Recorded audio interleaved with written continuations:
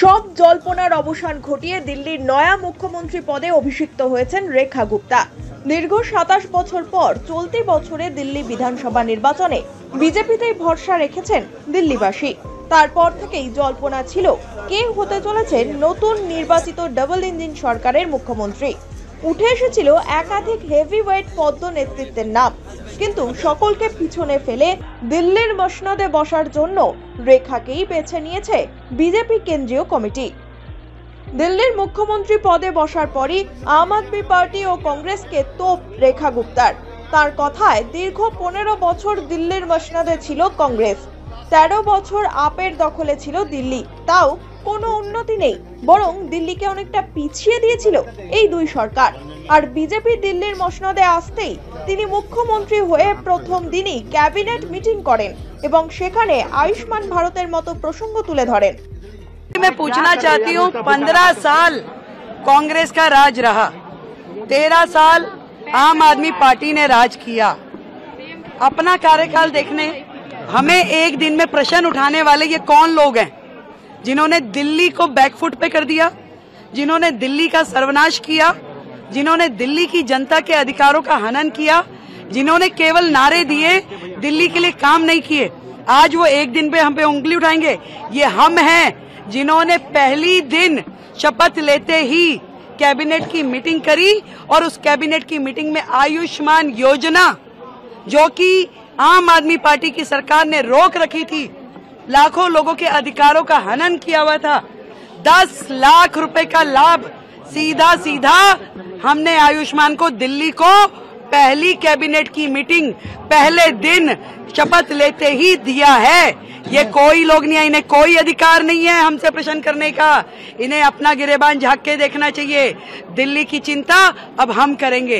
मोदी जी के नेतृत्व में दिल्ली के जो अधिकार हैं वो दिल्ली को दिए जाएंगे। कृपया अपना ध्यान रखें, अपनी पार्टी का ध्यान रखें। उसमें बहुत टूट फूट हो रही है, न जाने कितने लोग खिसकने के लिए तैयार है। कांग्रेस पार्टी ने बोला है ये सिर्फ फोटो ऑफ है, सिर्फ फोटो वीडियो मीडिया के लिए किया जा रहा है।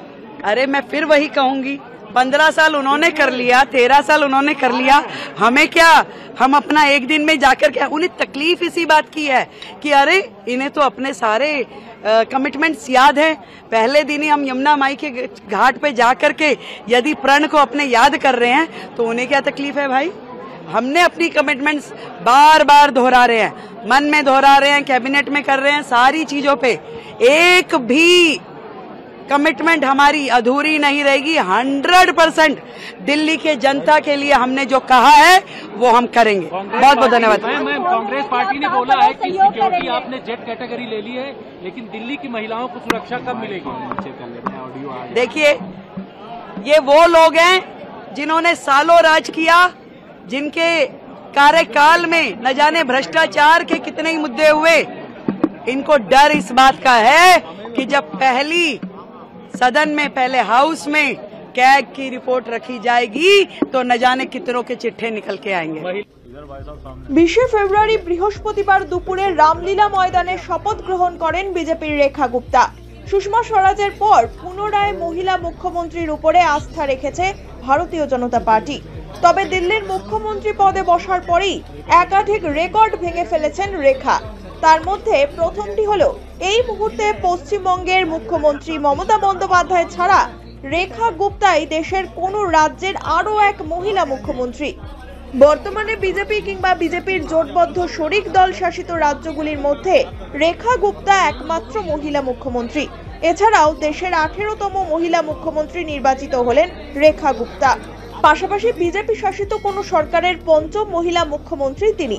এর আগে দিল্লি থেকে মুখ্যমন্ত্রী হয়েছিলেন সুষমা স্বরাজ, গুজরাটের মুখ্যমন্ত্রী ছিলেন আনন্দীবেন প্যাটেল, রাজস্থান থেকে বসুন্ধরা রাজে সিন্ধিয়া এবং উত্তরপ্রদেশ থেকে উমা ভারতী বিজেপির মহিলা মুখ্যমন্ত্রী ছিলেন।